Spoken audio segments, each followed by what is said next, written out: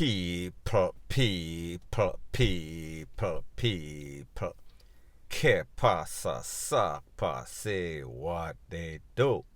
Now, people, the first thing that is popping in the news is that we see that the roads of Jamaica, they've been living hell in 2021. In excess of 480 persons, 482 persons to be exact, lost their life. However, people, it seems as if 2022 is going to be just as serious. January man, Ocharias, 3 people.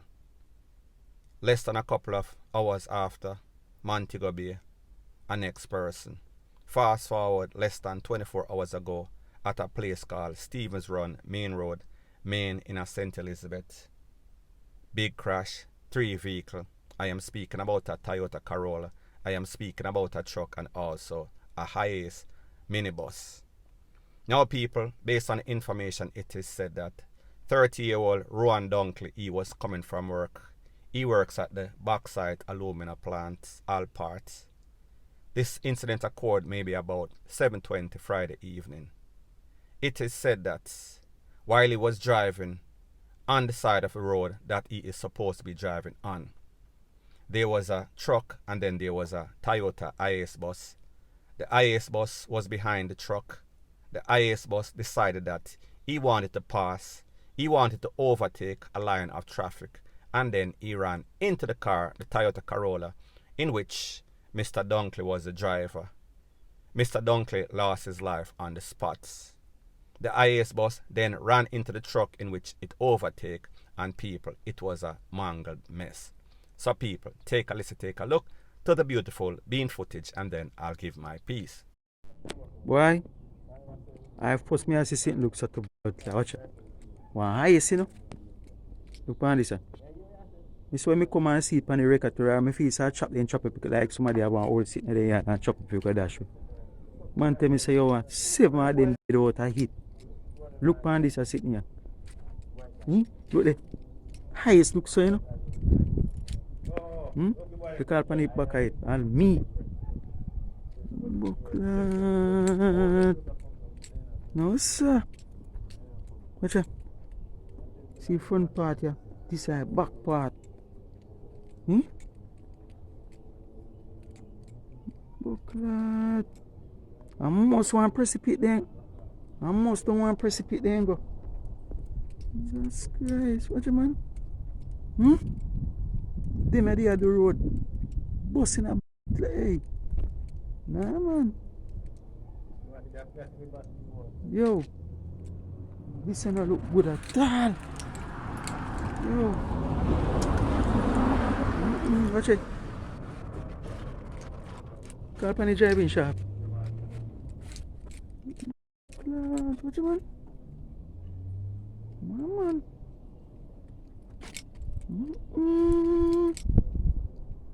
Why?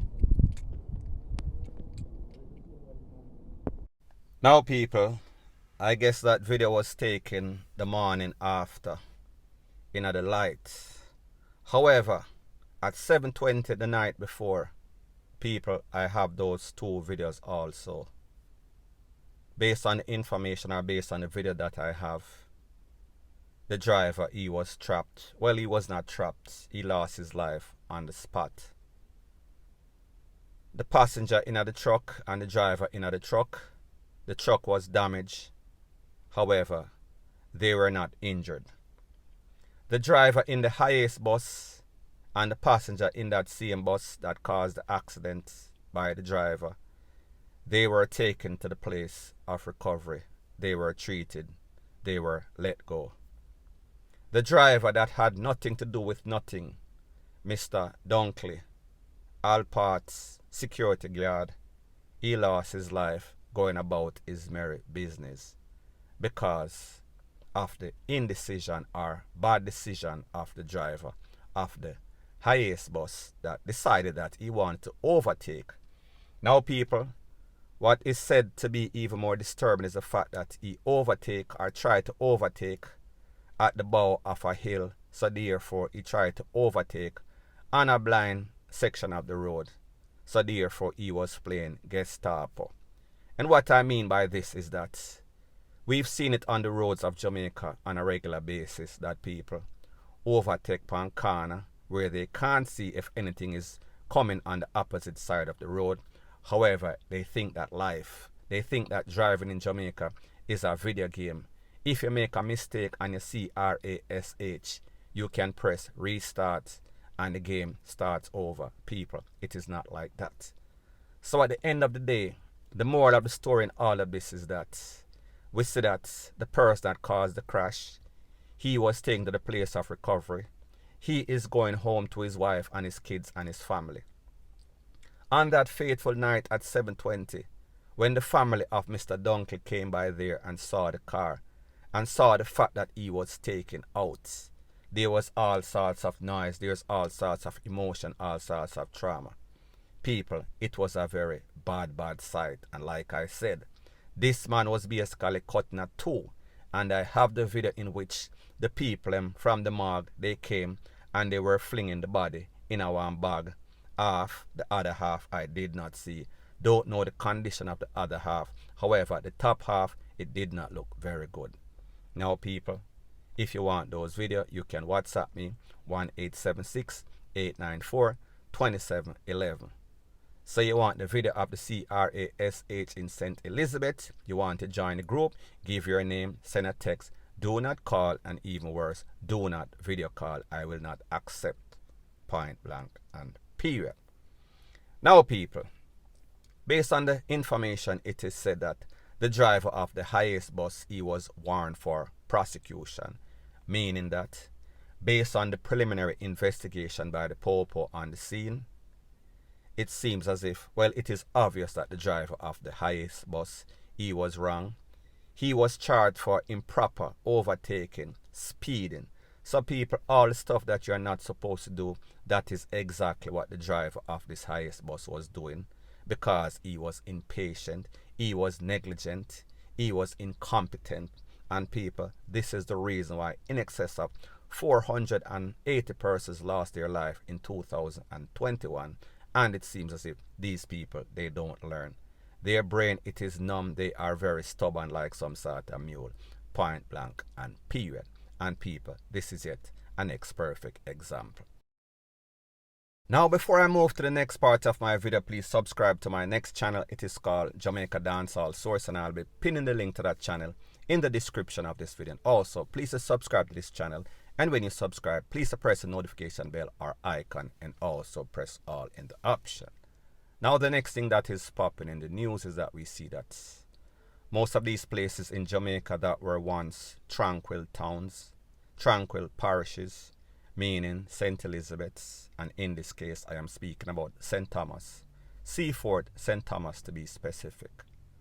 Less than a week ago on Sunday, it is said that a 37-year-old man, his name is Jermaine Spencer, OC aka Pussface, he was taken out in Seaford.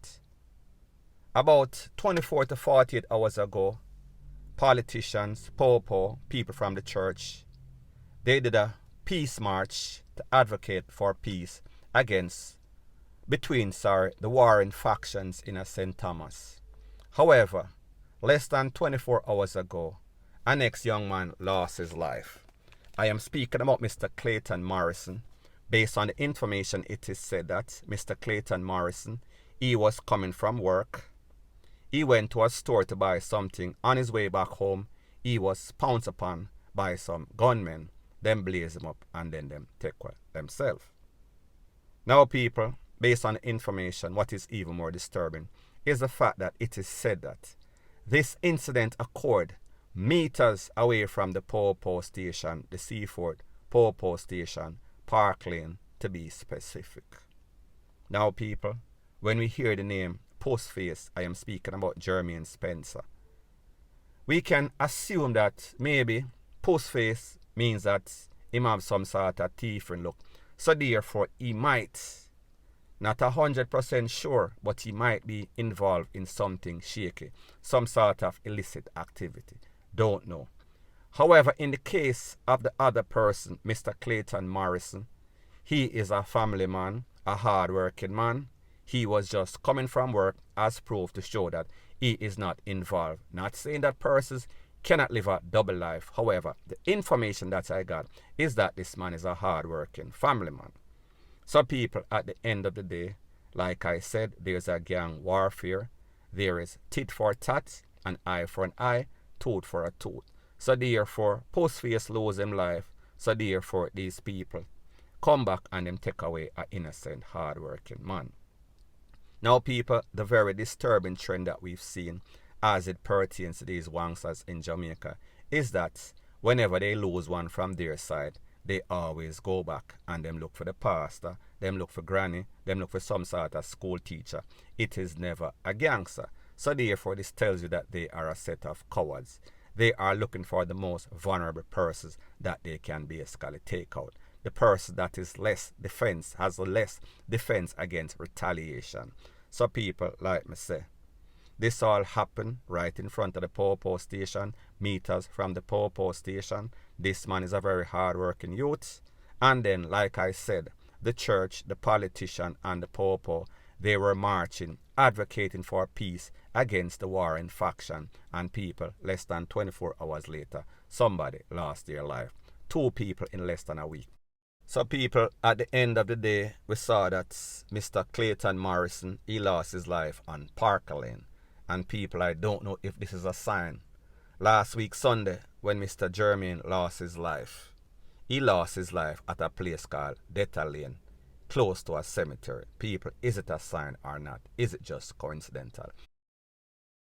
Now people, one of the purpose of this channel is to help others that are in need. Persons that are missing and persons that have issues dealing with stuff that they cannot get any sorts of justice. Now the other day, somebody contacted me on WhatsApp and they said that their granddaughter is missing. And people, if you look at the screen, that is the person that is missing. Her name, Chantel McCullough. She has been missing from January 6, 2022. Based on the information, it is said that she is a mother of 4. She also has a twin sister. Based on information, it is said that she lives in the Ligani area. However, she operates a construction business in a Old Harbor. Based on the information and what is very disturbing or concerning or what might be a motive is that she was going to court on a case in which she was scammed by somebody. On Friday, or on the 6th of January 2022, she went to the lawyer's office. Ever since that day, she has been missing. Now people, like I said, what is of great concern is that this lady is missing. This lady has 4 kids. This lady is a constructive member of society. She is not involved in any sorts of illegal activity. So therefore, she is not a riffraff. What also concerns me is the fact that she was going to courts on some sort of scamming issue in which somebody scammed her, don't know if the business or her personal account, not 100% sure of the specifics. However, the fact that she went to her lawyer's office, the fact that she has a case pertaining to scamming, it tells you that the motive might be something very fishy. Because the truth and the fact is that in Jamaica, you have a set of persons, they have a set of mentality in which if they do you something wrong, they violate you, they rob you, they try to take you away, and you put up any sorts of defense, any sorts of resistance, they feel as if they are supposed to take you away. They feel as if they are supposed to take you out. Now people, I am not pronouncing anybody D-E-A-D. Me just say. Today is maybe a couple of days after the 6th, so therefore, the more time that this person is missing, it tells you that something very bad can go wrong. I am not saying that that is the case. In this case, me just say, you have to be very suspicious of the person in which you had a case against, because this might be some sort of retaliation, some sort of reprisal, some sort of stopping you from basically getting the system to lock them RAAS up, point blank and period. So anyways people, that is my views on the whole thing as it pertains to that. And like I say, It is just my views and opinion. It is not the gospel. Your views and opinion can be respectfully different from mine, but let me know what you think in the comment section. Bless up.